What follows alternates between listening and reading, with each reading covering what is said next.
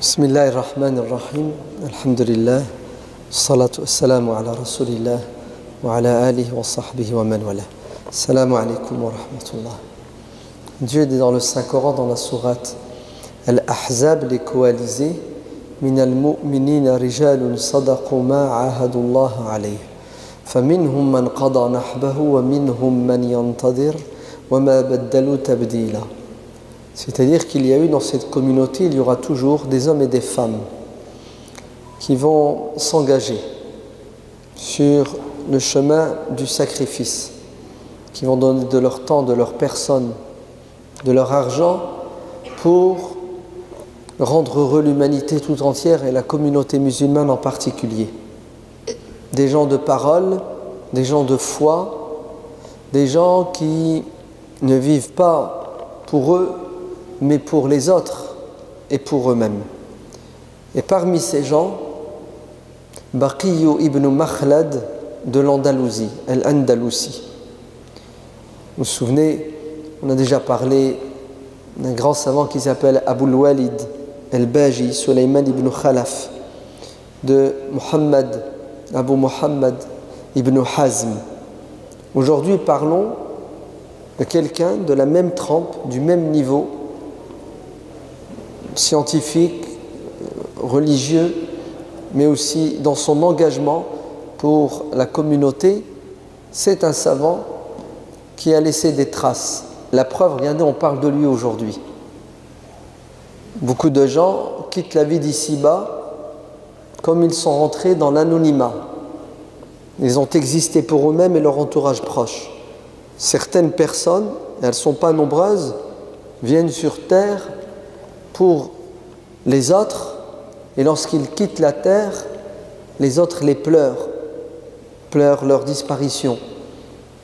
Même les cieux et la terre pleurent la disparition des gens pieux, alors que les impies, فَمَا بَكَتْ عَلَيْهِمُ السَّمَاءُ وَالْأَرْضِ, ni les cieux, ni la terre, c'est-à-dire comme ils n'étaient pas en harmonie avec la nature ne regrette pas leur disparition, bien au contraire. C'est un élément perturbateur qui a disparu. Par contre, les gens qui sont dans la droiture, qui sont utiles pour les autres, tout le monde les pleure. Les humains, mais aussi les autres créatures. D'ailleurs, ces créatures témoigneront en leur faveur le jour de la résurrection. C'est pour cela qu'il faut laisser des traces. Il faut laisser des traces sur terre, c'est-à-dire il faut faire des choses qui vont rester après notre mort. Et si vous voulez faire quelque chose qui va rester après votre mort, faites quelque chose qui touche les autres. Donc il faut laisser des traces, et les traces les plus utiles qui seront indélébiles, ce sont celles qui touchent le maximum de personnes. Parce que cette religion est basée sur quoi? Sur l'altruisme, faire du bien aux autres, penser aux autres pour sauver sa peau. Qui est Baqiyu ibn Makhlad? Il est né dans cette péninsule ibérique que les historiens géographes musulmans appelaient Al-Andalus, l'Andalousie, c'est-à-dire l'actuelle Espagne et Portugal avec les îles Baléares, voire même pendant les 2 premiers siècles, le sud de la France. Cette partie du monde musulman va rétrécir avec le temps, comme une peau de chagrin. Les musulmans vont perdre du terrain. Mais cette région du monde musulman est particulière, déjà parce qu'elle est en Europe, et l'Europe, à cette époque-là, était connue pour être une terre chrétienne. Et elle était particulière, cette région du monde musulman, parce qu'elle va rayonner, malgré la petitesse géographique. C'est-à-dire qu'elle va avoir un impact extraordinaire. Pas uniquement sur le monde musulman, c'est-à-dire l'Afrique, qui est proche, mais surtout sur le nord, c'est-à-dire l'Europe. Et en particulier, chez nous, en France, en Italie. Car ce qu'on appelle cette période qui vient après le Moyen-Âge, la Renaissance, est due en particulier au rayonnement de l'islam andalou, l'influence, l'impact des musulmans pendant ces 800 ans, ces 800 années sur l'Europe est incontestable. Et je vous renvoie à la lecture d'un livre, il y en a beaucoup d'autres, qui s'appelle « Le soleil d'Allah brille sur l'Occident ». L'impact des musulmans sur la France, l'Italie, l'Angleterre, l'Allemagne, tous ces pays européens étaient dans les ténèbres, coupure d'électricité pendant des siècles, pour 1001 raisons. Et tout doucement, la lumière va jaillir, d'où du monde musulman et en particulier de l'Andalus. Donc c'est pour ça que c'est important de connaître. Barquillo, comme tous les enfants, donc né à Cordoue, il grandit, il est scolarisé. C'est à 3 ans l'école obligatoire maintenant, c'est ça? Donc il va à l'école très tôt. À votre avis, qu'est-ce que font ces enfants dès qu'ils rentrent à l'école? Ils font 2 choses, ouvrez bien vos oreilles. Ils apprennent par cœur un texte sacré qui s'appelle le Coran. Et ça commence très tôt. Vous ne pouvez pas savoir l'impact de l'apprentissage du Coran sur un enfant. Ça développe sa mémoire. Mais surtout, ça lui permet d'avoir du vocabulaire. Et plus vous avez de vocabulaire, plus vous êtes capable de penser, de réfléchir, et plus vous êtes capable d'échanger, de dialoguer et de comprendre. C'est pour cela, si vous voulez réussir avec vos enfants, certes, vous leur enseignez du Coran, il faut qu'ils apprennent le maximum le plus tôt, là où la mémoire est fraîche et ils ont du temps. Et en même temps, vous leur donnez le sens, mais surtout vous leur enseignez le vocabulaire. Et quand je vous dis vous faites ça en arabe et en français. Il faut que nos enfants apprennent le français et parlent très bien le français et qu'ils apprennent l'arabe. Et s'ils n'arrivent pas à le parler ou ils ne peuvent pas le parler, au moins qu'ils sachent le lire et comprendre au minimum le Coran qu'ils connaissent par cœur. Parce que la langue, c'est fondamental pour structurer son esprit, pour développer son intelligence. Si vous n'avez pas l'outil qui s'appelle la langue, vous ne pouvez rien faire. Allez, imaginez-vous quelqu'un maintenant dans la salle qui comprend le français à 10%. Mais il va sortir de cette mosquée, il n'aura compris que 10% de ce que j'ai dit. Et combien est-ce qu'il va retenir s'il n'a pas une mémoire qui a été travaillée depuis 100 ans en France? Il va peut-être retenir 2%, qu'il va oublier dans une semaine. Par contre, quelqu'un qui fait de la musculation depuis l'âge de 3 ans, ce que tu dis, il le retient. Et comment voulez-vous grandir, évoluer si vous n'avez pas de mémoire? L'homme ne grandit que parce qu'il a une mémoire. Tu n'as pas de mémoire, khlas, tu es out. Donc, développez votre mémoire avec l'apprentissage, développez votre intelligence avec la compréhension. Et c'est ce que font, et c'est ce qu'ont toujours fait nos ancêtres dans le monde musulman depuis 1400 ans. C'est pour ça l'IESH est dans cette stratégie d'éducation et de formation. Ça commence ici à la mosquée, dans le bâtiment là-bas, le samedi, dimanche, et certains, 1 ou 2%, vont finir là-bas pour prendre notre place demain, quand on ne sera plus là. Ou même pas, pour qu'ils prennent notre place demain, parce qu'ils seront plus compétents que nous, parce qu'ils seront plus à même de répondre aux besoins de la communauté. Prenez soin du cerveau de vos enfants. Donnez-leur les moyens pour qu'ils soient intelligents. Barquillo va à la mosquée, ce qu'on appelle el-Kuttab, l'école primaire. Il apprend le Coran et en même temps, on lui enseigne les rudiments de la langue arabe. Parce que c'est la langue, c'est la clé qui ouvre la porte des sciences. Et quand je dis les sciences, c'est toutes les sciences religieuses et les sciences profanes. À l'époque, vous ne pouviez pas être savant en mathématiques si vous ne connaissez pas l'arabe. En médecine, si vous ne connaissez pas l'arabe. Tout passait par l'arabe, car l'arabe était la langue de la science et du savoir. Comme aujourd'hui, l'anglais est la langue de la science et du savoir par excellence. Il fut un temps où l'arabe était la langue de la connaissance. Et aujourd'hui, l'arabe est combattu dans le monde arabophone, dans des pays musulmans où la population est arabe ou arabophone, l'arabe est combattu. Prenez juste l'exemple du Maroc. Les anti-musulmans et anti-arabes font pression au Parlement pour faire voter des lois pour que l'arabe disparaisse. Vous savez comment? Pas en disant on ne veut pas de l'arabe. Non, non, non, ils ne peuvent pas dire ça comme ça. En imposant une autre langue qui existe déjà, qui s'appelle le français.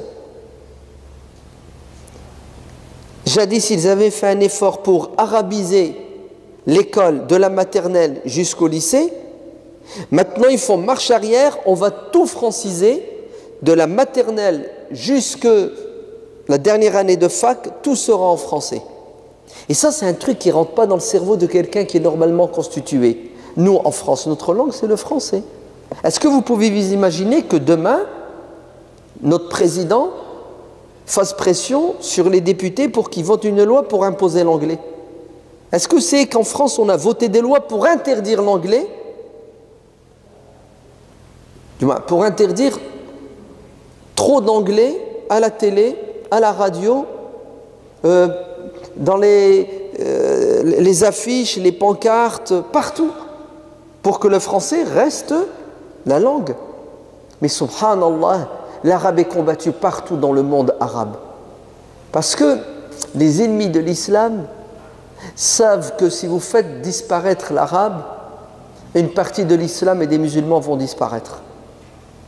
Et ils savent que si vous remplacez l'arabe par une autre langue, vous colonisez ce pays culturellement et économiquement. Car la langue est un outil de colonisation et de domination économique. Tu parles en français, tu achètes en français. Tu réfléchis en français, tu consommes français. C'est pour cela qu'il faut faire attention à nos enfants. Notre langue, c'est le français. Certes, on doit le maîtriser. Et en même temps, nous avons une deuxième langue qu'on doit apprendre et qu'on doit développer qui s'appelle l'arabe parce qu'on en a besoin pour avoir un contact intelligent, profond avec un texte sacré qui s'appelle le Coran. Franchement, vous avez tous apprécié la lecture tout à l'heure de notre imam.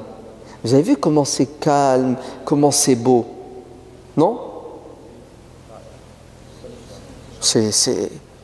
Allez, au-dessus, c'est le soleil. Tu ne peux pas faire mieux que ça, tabarakallah.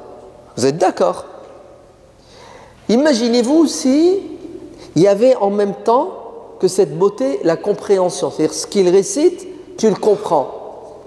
Tu apprécies 2 fois plus. Il est en train de réciter, c'est beau dans la forme, tu comprends, c'est beau dans le fond. Et là, ta prière, elle prend plus de poids et de valeur parce que tu es en symbiose avec Dieu. Barquillo grandit, il suit le programme. Et le programme, c'est quoi? Comme je vous l'ai dit, c'est l'arabe, c'est le Coran, et après c'est le fiqh, le droit musulman, l'histoire. Bref, il goûte à toutes les sciences de l'époque et il décide de se spécialiser dans une science parce qu'il faut de la spécialisation. Tu ne peux pas être bon et parfait dans tout. Tu te concentres sur 1, 2 ou 3 matières. Surtout à l'époque, c'était plus facile. Aujourd'hui, c'est impossible. Aujourd'hui, tu es spécialiste non pas d'une science, mais d'une branche de la science. Vous avez vu la médecine? Il y a 50 000 spécialités. Barquillo décide de se spécialiser dans une science. Vous savez laquelle? La science du hadith. C'est quoi la science du hadith? C'est ce corpus qu'on appelle la sunna. tout ce qui concerne le prophète alayhi salatu wassalam, ce qu'il a dit, ce qu'il a fait, ce qu'il a approuvé, la vie de ses compagnons, bref, tout ce qui tourne autour du prophète. Et ça, à lui tout seul, ce cursus, t'en as pour 10 ans à peu près. Et c'est vrai, les spécialistes du hadith mettaient 10 ans pour devenir spécialistes, voire même plus pour certains. Vous avez déjà entendu d'un savant qui s'appelle Ibn Mandah? Est-ce que c'est qu'il est sorti de chez lui à la quête du savoir comme Bakhio, et quand il est rentré chez lui, il avait 50 ans. Il est revenu à l'âge de 50 ans. Et là, il va se marier, il va faire des enfants.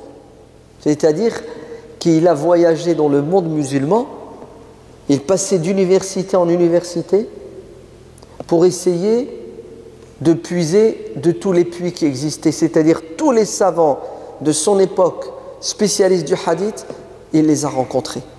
Et on a des shouyour, écoutez bien, hein, des étudiants qui sont à la recherche du hadith, qui vont connaître, durant leurs études, vous savez combien? 1000 professeurs, 1000 cheikhs.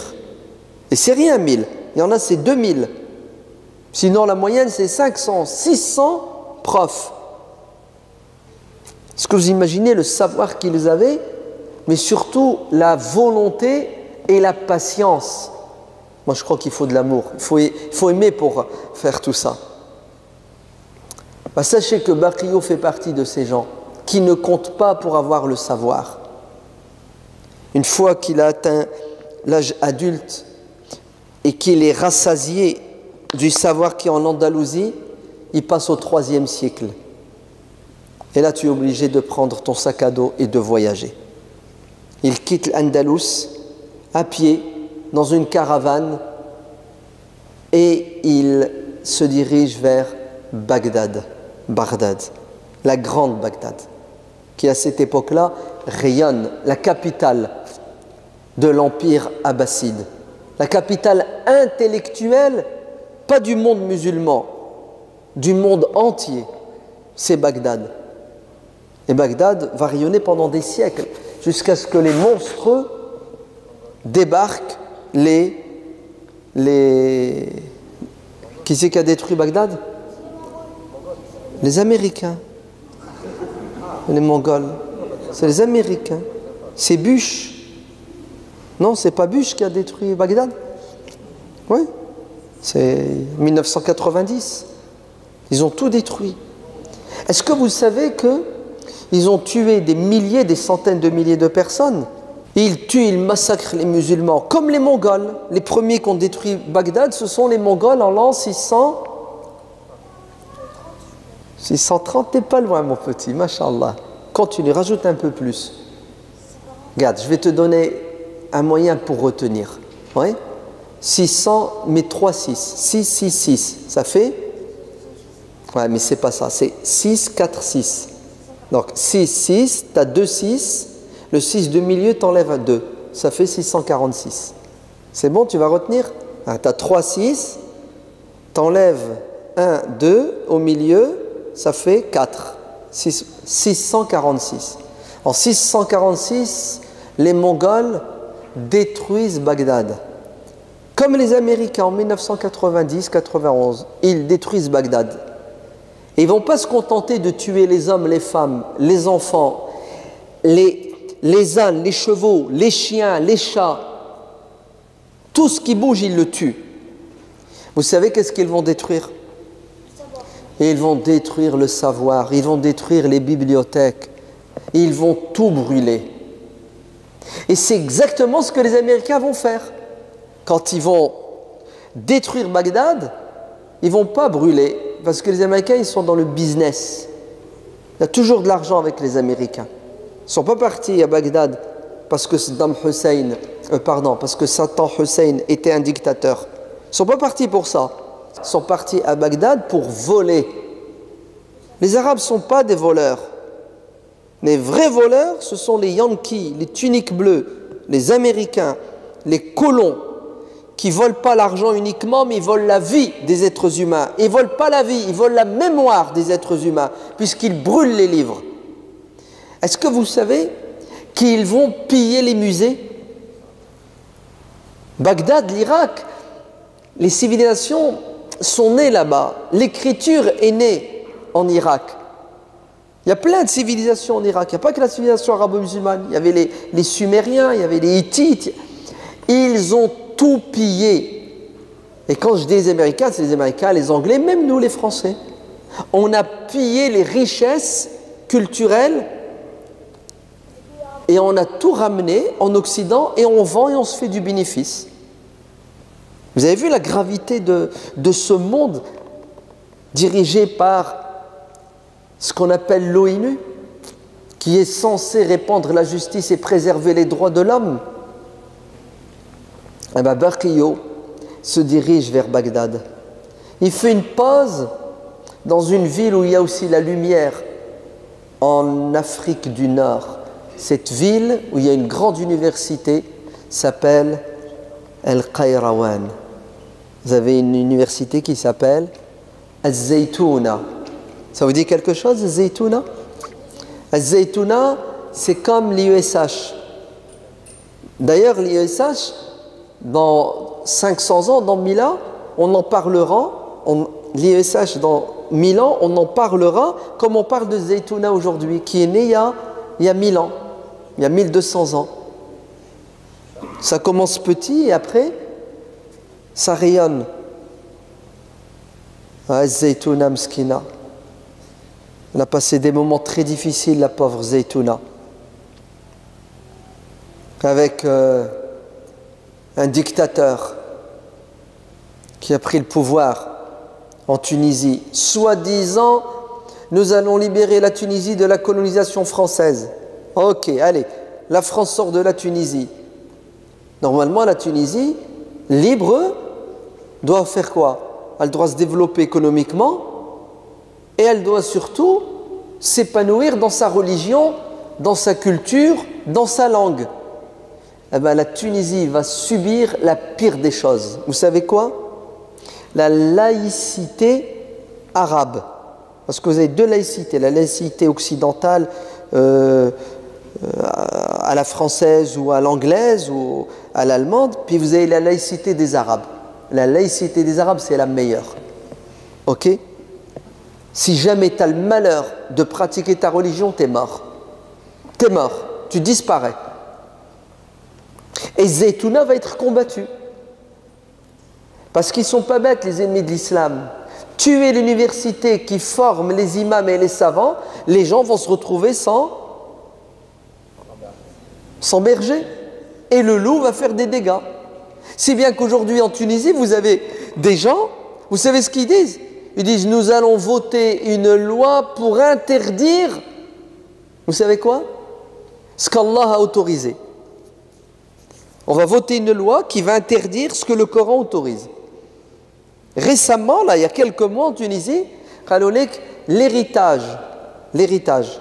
qui est dans le Coran, c'est du n'importe quoi, il faut le jeter à la poubelle.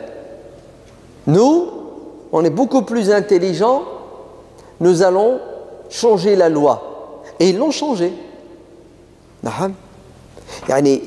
Un pays musulman, et pas n'importe lequel, ancien, Zaytouna, et regardez comment le Coran est bafoué, comment l'islam est attaqué. Et on nous parle de liberté de démocratie. Il n'y a pas de liberté de démocratie dans le monde musulman.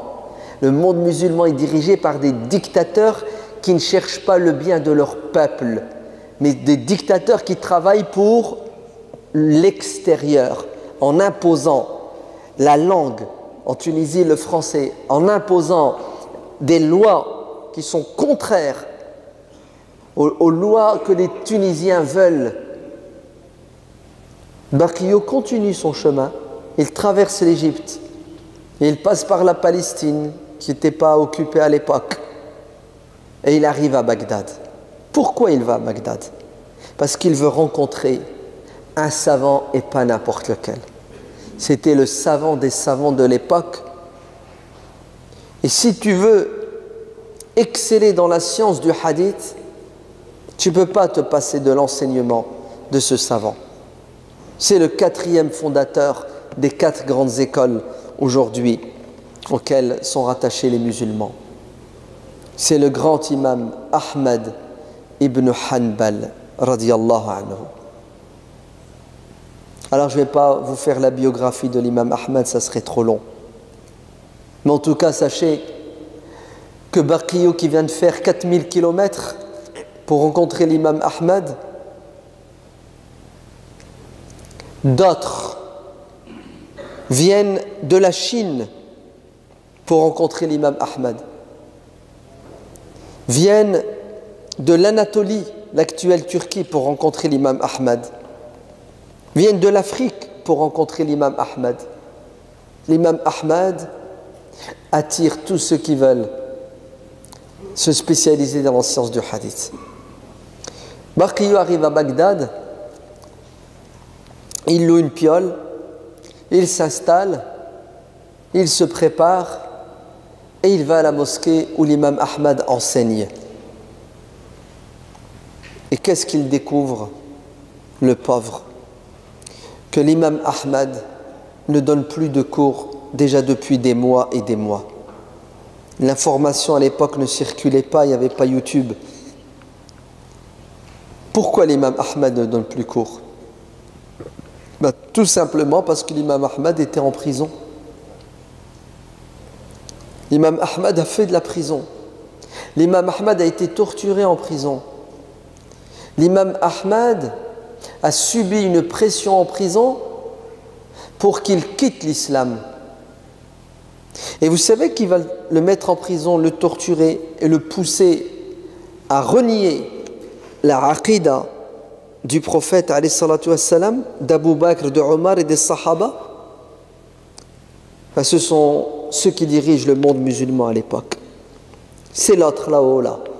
Celui qu'on appelle le calife, celui qu'on appelle el hakim, le dirigeant. Wallah, moi je préfère l'appeler le despote, le dictateur. Non, on va utiliser le vocabulaire du Coran. Vous êtes prêts? Ce mec qui dirige et qui a mis l'imam Ahmad et des dizaines et des centaines de savants en prison s'appelle Pharaon. C'est comme ça qu'il faut l'appeler, Pharaon. Et oui, dans le monde musulman, les savants musulmans et pas n'importe lesquels se retrouvent en prison. Vous voyez que ça ne date pas d'aujourd'hui? Ça ne date pas d'aujourd'hui. Il y a toujours eu de la répression à l'encontre des savants sincères, honnêtes, véridiques, qui ne veulent pas vendre leur âme au diable, c'est-à-dire qui ne veulent pas trahir le din, qui restent fidèles au Coran et à la Sunna. Et ceux qui sont au pouvoir, la plupart d'entre eux ne veulent pas de ces savants-là, parce que ces savants-là sont obligés de condamner le mal, l'injustice, le munkar.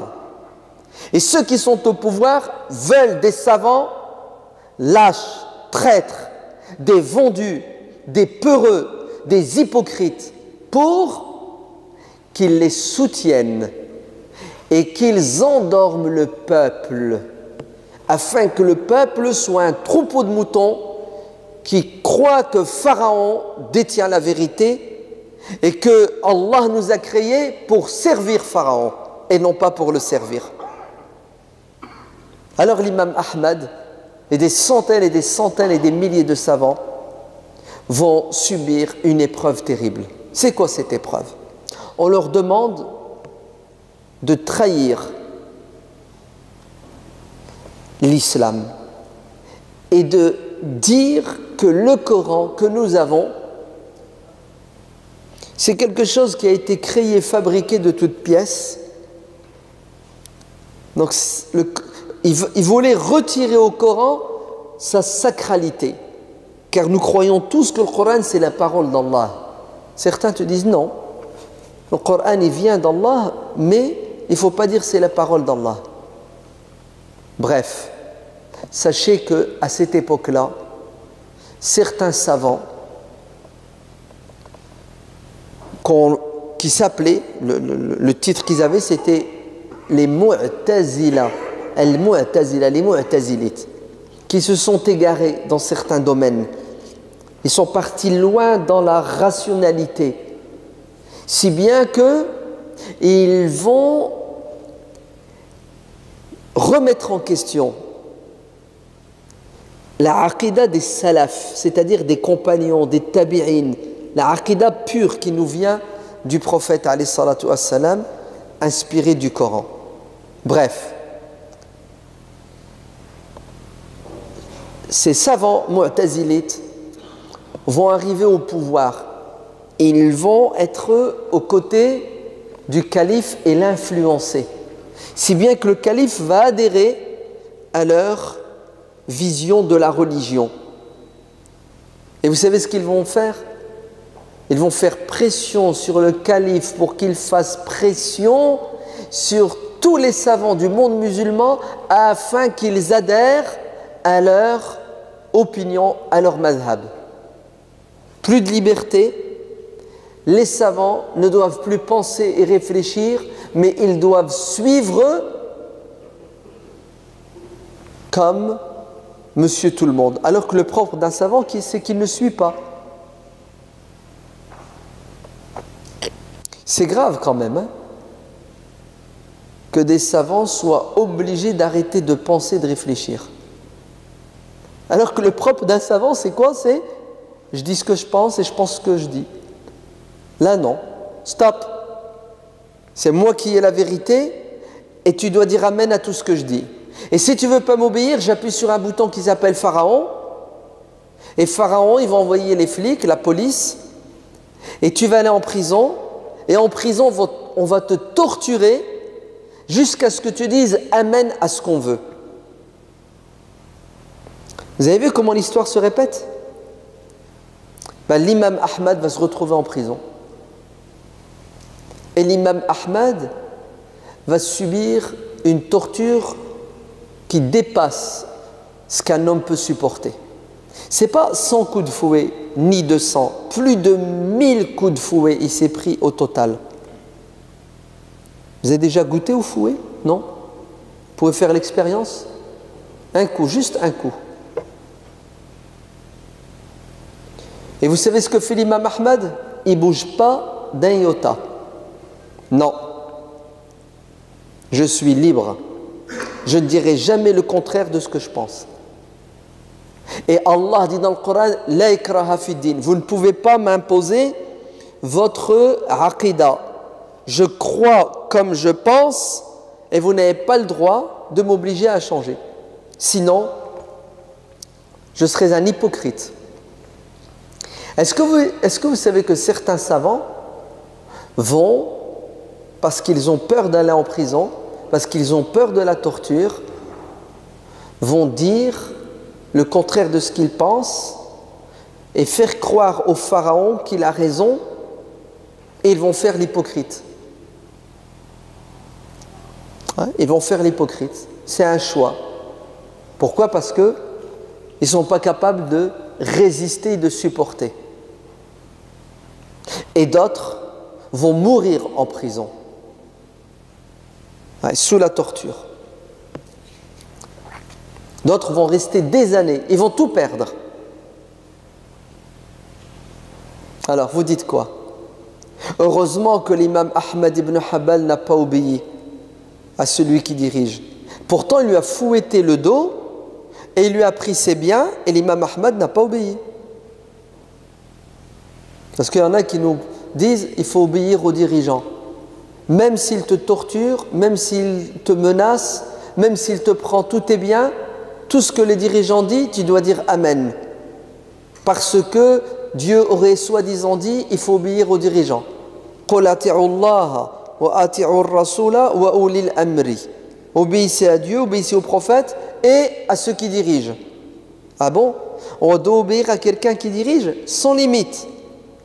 Le mec qui me demande de renier un pilier de la foi, je dois lui obéir.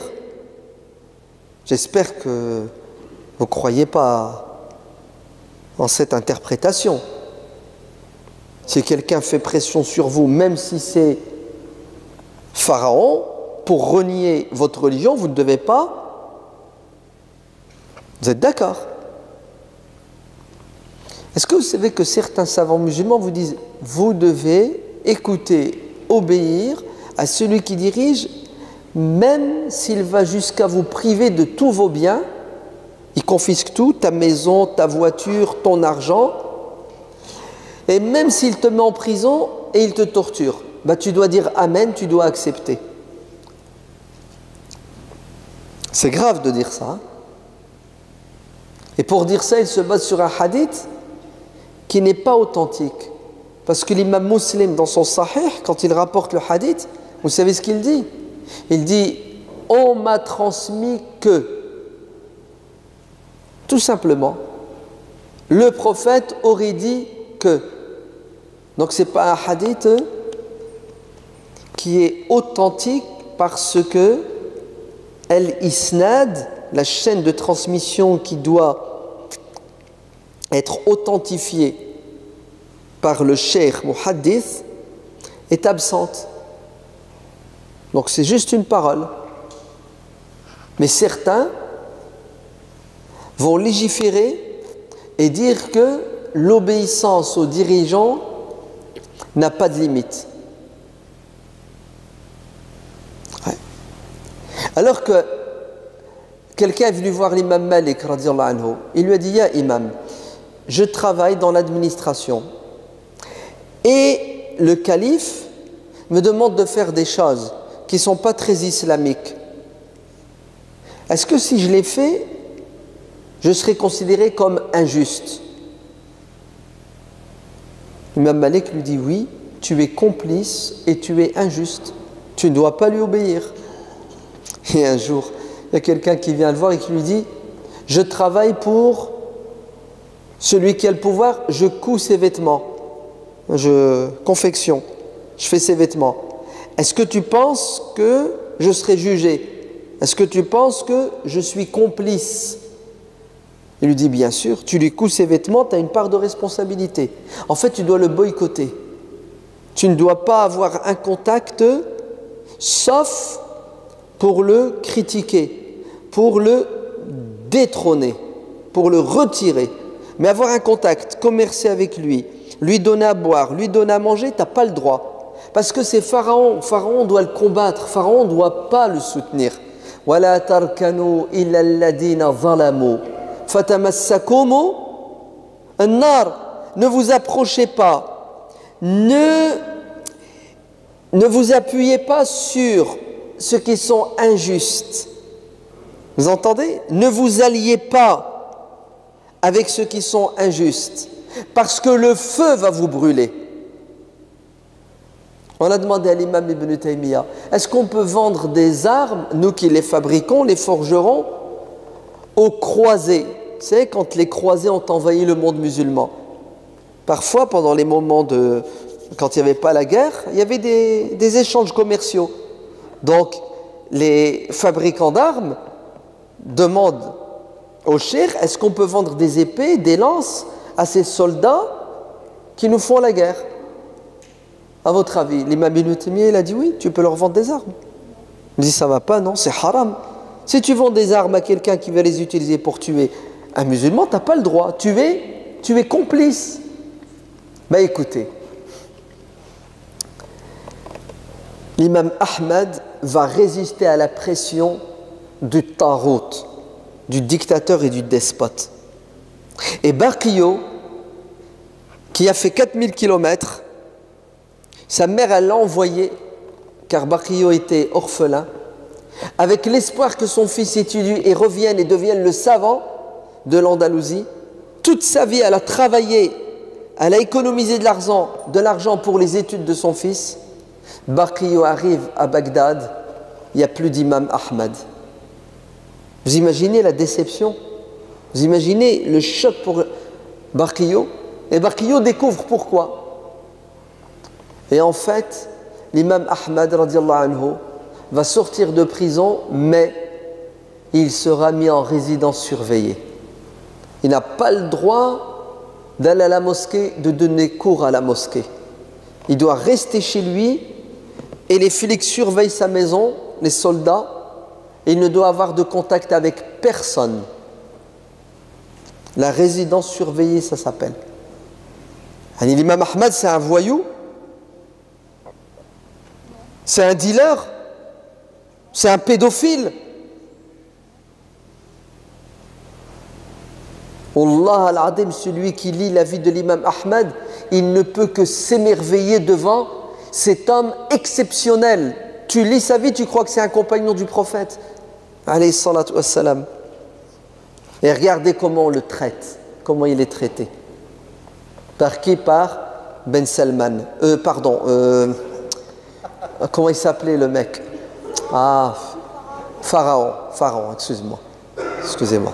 Ça, c'est, vous savez, quand je dévie, je dis des choses comme ça. Le calife, le Ma'moun. Ah là là. Le problème, c'est que c'est le fils de Haroun al-Rachid. Ah, ça fait mal, hein.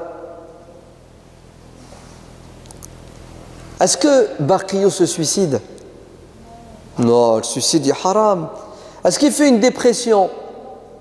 Ouais. Et il prend des cachets? Non. Est-ce que Baqiyyu fait demi-tour et rentre chez lui? Non, il va décevoir sa mère. Et son projet tombe à l'eau. Il y a une difficulté et il va la surmonter. Il marche, il trouve un obstacle, il va le contourner. Il ne faut jamais baisser les bras. Il faut se battre, même quand c'est difficile. C'est comme ça que tu vas réussir. Il se renseigne. Une fois qu'il a toutes les infos, il trouve sur Google l'adresse de l'imam Ahmad. C'est bon, il sait où habite l'imam Ahmad. Maintenant qu'il sait où il habite, comment Baqiyyu va faire pour entrer en contact avec l'imam Ahmad? C'est interdit. Ni l'imam peut recevoir, ni quelqu'un peut entrer en contact avec lui. Baqiyyu va réfléchir. Et tout problème a une solution. Vous savez ce qu'il fait? Il se dirige vers un mendiant, un pauvre, un SDF. Et il lui dit, on fait un échange. Tu me donnes tes vêtements, je te donne mes vêtements. Baqiyyu, il avait des vêtements propres, pas rapiécés, nickel. L'autre, vous savez ce que c'est un SDF, miskin? Ces vêtements, dans quel état ils sont? Le SDF, il regarde Baqiyyu, il lui dit, ça va, t'as toute ta tête? Ça va, t'es normal, t'as fumé, t'es tombé sur la tête, qu'est-ce qui se passe?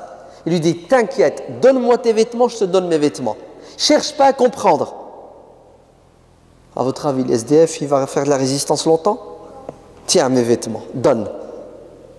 Et une fois qu'il s'est mis en mode SDF, un pauvre, un indigent, quelqu'un qui est dans le besoin, mais il commence à marcher et à dire aux gens, aidez-moi. Il fait la manche.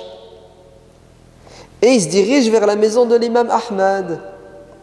Et quand il arrive devant la maison de l'imam Ahmad, s'il vous plaît, donnez-moi à manger, j'ai faim.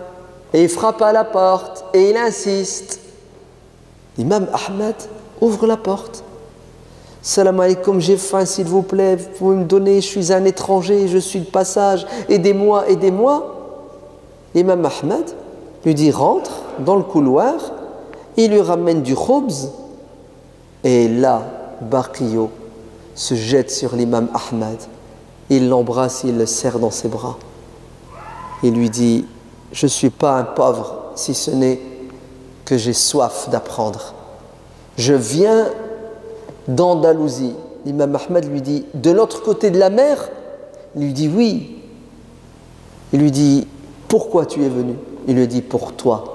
Je voulais être ton élève et j'ai appris que tu es interdit d'enseigner. Il lui dit, c'est vrai, effectivement, mon fils. Et je ne peux rien faire pour toi.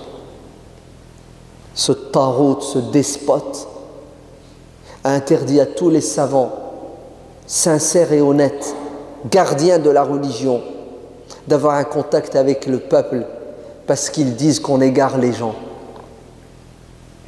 Ils disent qu'on est des terroristes, fondamentalistes, intégristes. Non, non, non. Moi, je vais vous le dire, qu'est-ce que dit le Ma'moun. Il dit que l'imam Ahmad ibn Hanbal est un frère musulman. C'est pour ça qu'il est en prison, l'imam Ahmad. Tout simplement. Aujourd'hui, si vous dites la vérité et si vous condamnez Dhulm al-Hugra, on vous sort frère musulman. Et regardez, les prisons sont pleines, que ce soit en Égypte, que ce soit en Libye, que ce soit en Syrie, au Yémen, en Arabie, aux Émirats arabes unis. Quels sont les savants qui sont en prison? Tous les savants qui se sacrifient pour la Oumma depuis 30 ans, depuis 50 ans, depuis 80 ans. Wallah, s'ils pouvaient attraper Cheikh Youssouf al-Qaradawi et le mettre en prison, ils le mettraient en prison. Tout de suite. Alors que Cheikh al-Qaradawi a 80 ans de da'wa. 80 années où Cheikh al-Qaradawi transmet le savoir. Il a écrit plus de 180 livres. Il a fait, et c'est le seul savant, ouvrez bien vos oreilles, au XXe siècle, c'est le seul savant au XXe siècle qui a été dans presque tous les pays du monde pour transmettre la parole d'Allah.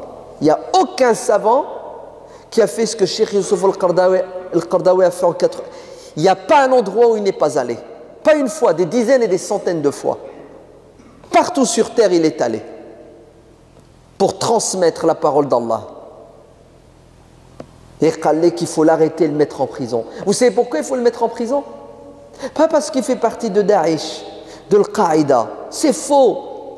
Cheikh al-Qaradawi a écrit des dizaines de livres où il dit aux musulmans il faut être dans le juste milieu. Notre religion, c'est une religion de justice et de rahma. Vous savez pourquoi? Parce que Cheikh al-Qaradawi appelle à la liberté, à la démocratie. C'est le peuple qui doit choisir ceux qui doivent être au pouvoir.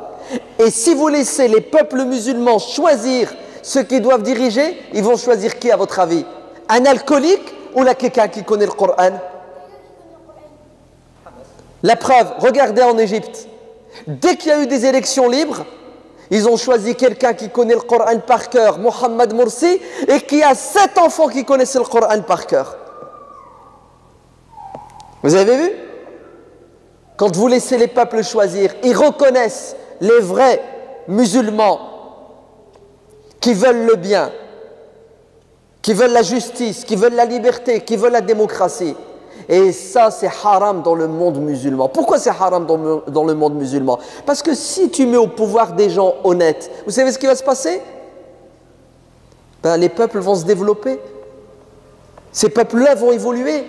Ils n'auront plus besoin de traverser la Méditerranée pour venir en France, pour vivre dignement. Il y aura des usines pour le travail. Il y aura des hôpitaux pour se soigner. Il y aura des écoles pour étudier, faire de la recherche.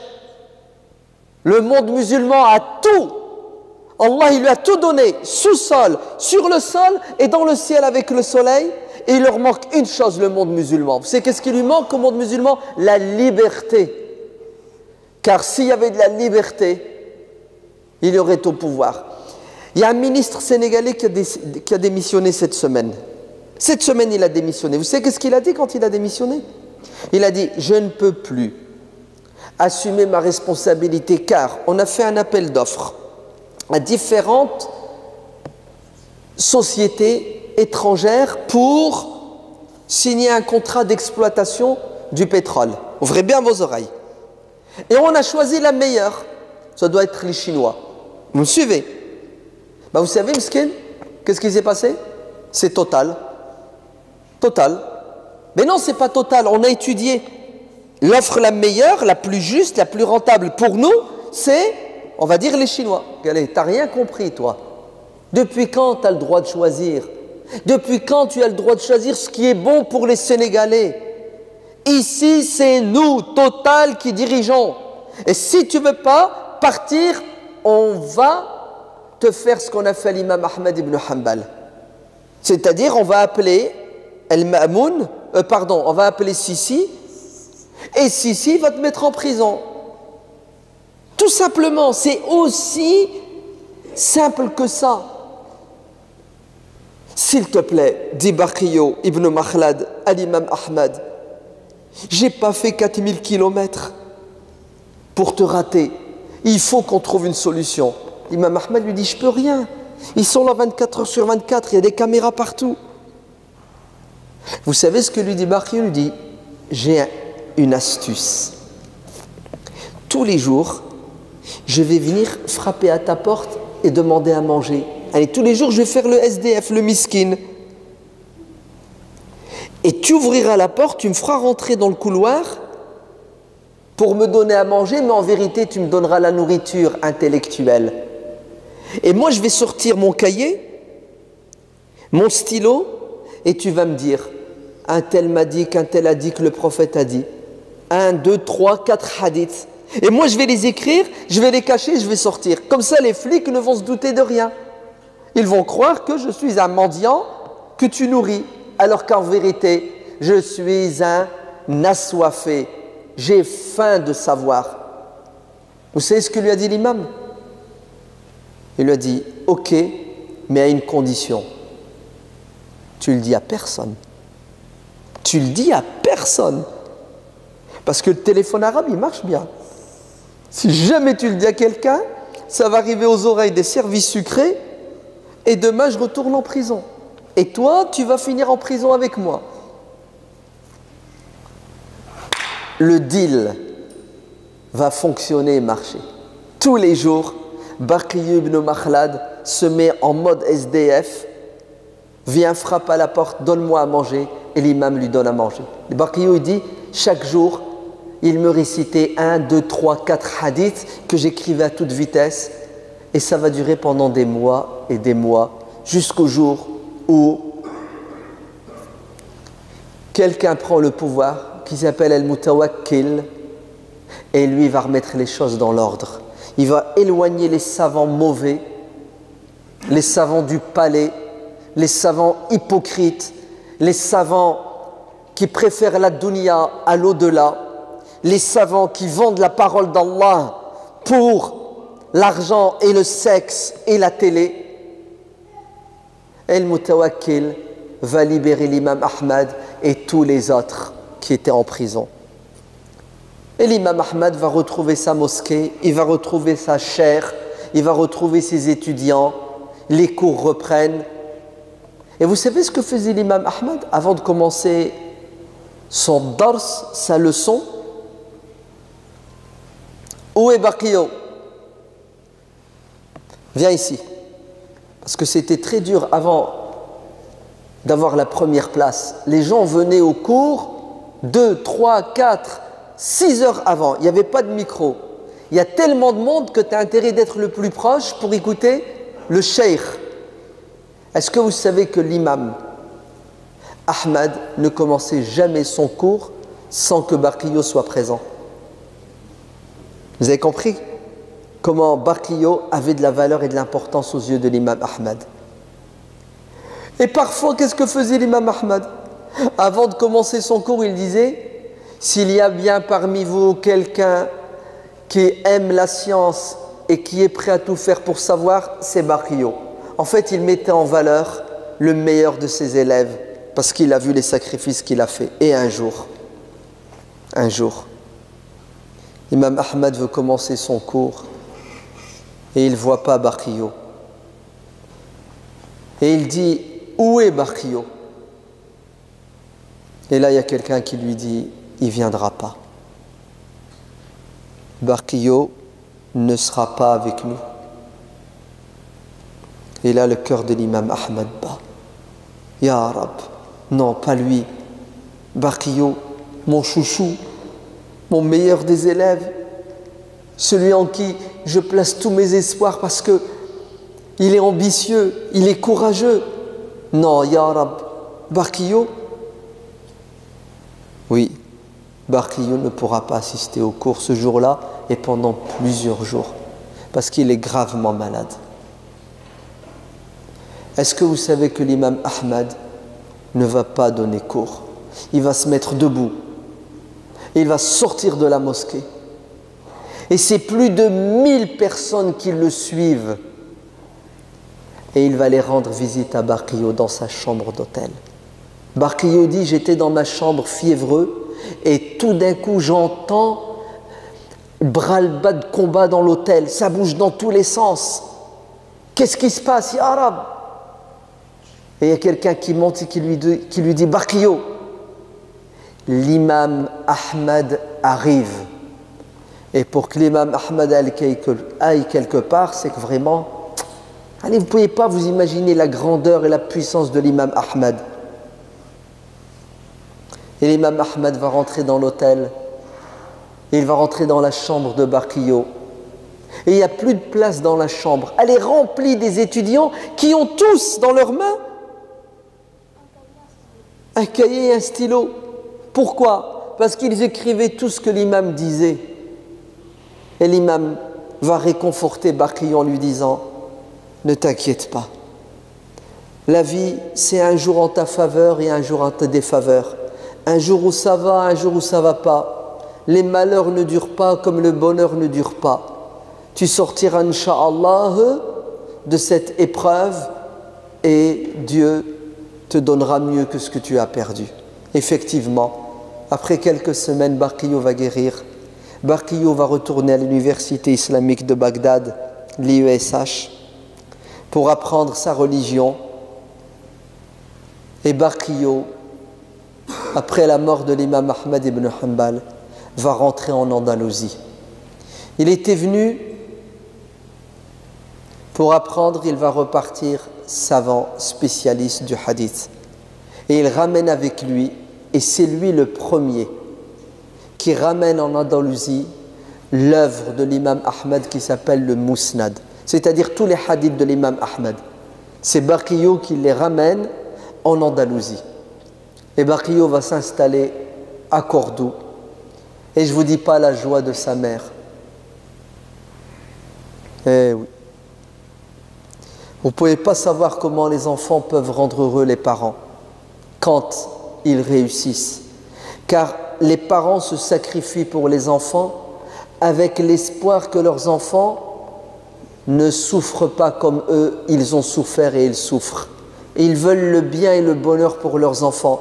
C'est pour ça qu'ils disent à leurs enfants, étudiez, apprenez, vous aurez un diplôme, vous allez devenir médecin, vous allez devenir pilote d'avion, vous allez devenir enseignant, vous allez devenir mécanicien, boulanger.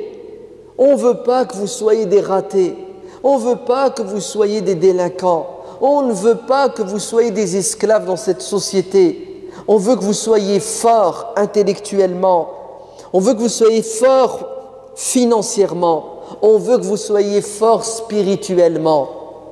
Et c'est ça que les parents attendent de leurs enfants, qu'ils soient de bons musulmans, qui réussissent dans le din et dans la dunya.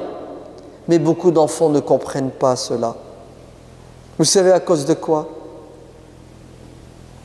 À cause de la play, la Switch, à cause des jeux, à cause de la Facebook, Instagram, Twitter, les réseaux sociaux, à cause des pseudo-copains et des pseudo-copines qui nous détournent du chemin. Et là, les parents commencent à souffrir et à pleurer en silence. Alors les jeunes, les enfants, ne tuez pas vos parents, car c'est tuer ses parents que de les décevoir, alors qu'ils ont tout donné pour vous voir heureux. Barkio va devenir le savant de l'Andalousie, comme l'imam Ahmad était le savant de Bagdad. Est-ce que vous savez que les gens ont dit de Barkio qu'il était tellement pieux, tellement sincère, tellement pur, que les gens venaient de partout pour lui demander de faire une dua, parce qu'ils étaient convaincus que les duas de Barkio étaient exaucés? Est-ce que vous savez que Barkio n'était pas un savant qui restait dans sa mosquée et qui sortait de sa mosquée pour aller manger chez les gens et profiter du bonheur et des malheurs des gens? Mais c'était un savant qui sortait de sa mosquée, ouvrez bien vos oreilles, pour aller au champ de bataille pour repousser l'envahisseur. Barquillo ne ratait pas une occasion pour aller au nord de l'Espagne pour empêcher ce qu'on appellera les conquistadors d'attaquer le monde musulman. Il risque sa vie pour que ceux qui sont derrière vivent en paix, en liberté. C'est ça un vrai savant. C'est quelqu'un qui se sacrifie pour que les autres vivent. Regardez Cheikh Salman al-Aouda, qu'Allah lui donne la force de résister à la pression du Tarout. Il est en prison. Vous savez c'est quoi son péché? C'est d'avoir fait une dua pour que les pays musulmans, le Qatar, l'Arabie, se réconcilient et ne se disputent pas. Les mecs, ils l'ont arrêté, ils l'ont mis en prison. Et parmi les accusations, ils lui disent qu'il a créé et il a participé à une association qui s'appelle la défense du prophète Mohammed. Parce que certains savants musulmans ont créé une association après Charlie Hebdo, après les caricatures du Danemark. Hein, les premières caricatures là où on s'est moqué, où on a sali le prophète. Des savants musulmans se sont réunis et ils ont créé une association pour défendre le prophète, écrire des livres, faire des conférences dans le monde. Ils ont ouvert des sites, ils distribuent des... Bref, comme vous salissez le prophète et vous montez sur lui, nous allons vous donner le vrai visage du... Est-ce que vous savez que Salman al-Aouda est accusé d'avoir créé et de participer à cette association qui défend le prophète? Et après vous me dites qu'il faut obéir à celui qui dirige?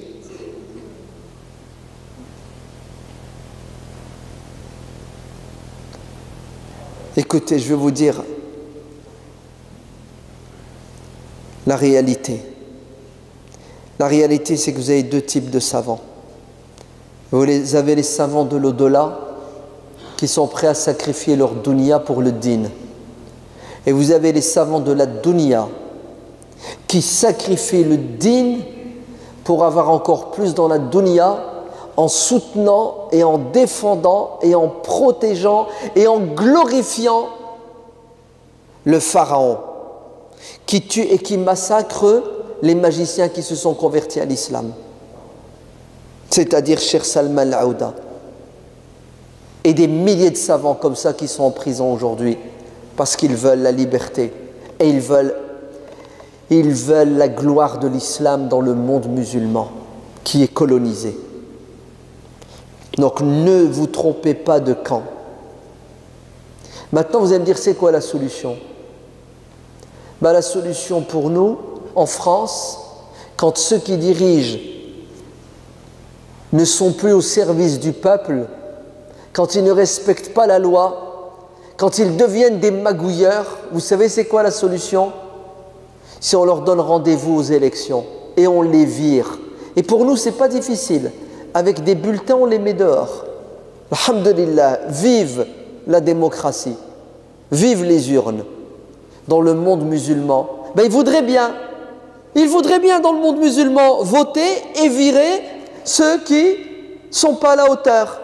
Mais dans le monde musulman, tu n'as pas le droit de dire « aïe, j'ai mal ». C'est pas « aïe, tu me fais mal ». Non. Tu n'as pas le droit de dire « aïe, j'ai mal, je souffre ». Parce que si tu as le malheur de dire « tu me fais mal », tu es mort. Parce que le mec il te dit « comment? Je te fais mal, mais je fais ce que je veux de toi. Pour moi, tu es un animal. Tu n'es pas un être humain. » Donc ne vous trompez pas, Allah ibarak fikum. Nous devons soutenir et défendre les peuples qui souffrent.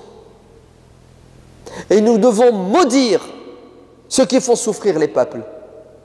Vous allez me dire, non, là tu es parti trop loin. Pourquoi tu parles de malédiction? Ah, ok. Dalil. Le prophète sallallahu alayhi wa sallam a dit, les meilleurs de vos gouvernants sont ceux que vous aimez et ils vous aiment. C'est bon? Vous les aimez, ils vous aiment. Les meilleurs de vos gouvernants sont ceux, vous priez pour eux et ils prient pour vous. Les pires de vous, gouvernants, sont ceux que vous détestez et ils vous détestent. Les pires de vous gouvernants sont ceux que vous maudissez. Na'latullahi alayhim. Vous les maudissez, dit le prophète. Et eux-mêmes, ils vous maudissent. Voilà. Ça, le hadith, il est sahih. La suite du hadith est fausse. Car la suite du hadith te dit, et tu dois écouter et obéir même si te prend ta femme, ton argent, ta voiture, ta vie. Mais non. C'est de l'injustice. L'injustice, je ne dois pas l'accepter parce qu'Allah n'aime pas l'injustice. Inna Allah la yuhibbu ad-dhalimin. Allah n'aime pas les injustes. Et tu veux que moi j'accepte l'injustice? Wallah, on a de la chance d'être français. Uqsimu lakum billah. Dites alhamdulillah d'être français. Parce que quand tu es malade, tu as l'hôpital qui s'ouvre. Comme ça, les portes, elles s'ouvrent. Et on te dit, merhaba bek, viens. Si tu n'as pas de quoi payer, t'inquiète. Il y a la CMU. Et wallah, si tu es clandestin, tu n'as pas de CMU, il y a une caisse spéciale pour soigner les gens qui sont incapables de payer. Rien que ça, c'est suffisant pour dire alhamdulillah. Eh bien, écoutez, rien que ça, c'est suffisant pour que les musulmans dans le monde musulman disent na'latullah, maudit soit ceux qui prennent le pétrole, le gaz, le phosphate, l'uranium et qui le donnent aux sociétés étrangères et qui laissent leur peuple mourir de misère. Wallahu a'lam. Walhamdulillahi rabbil alamin.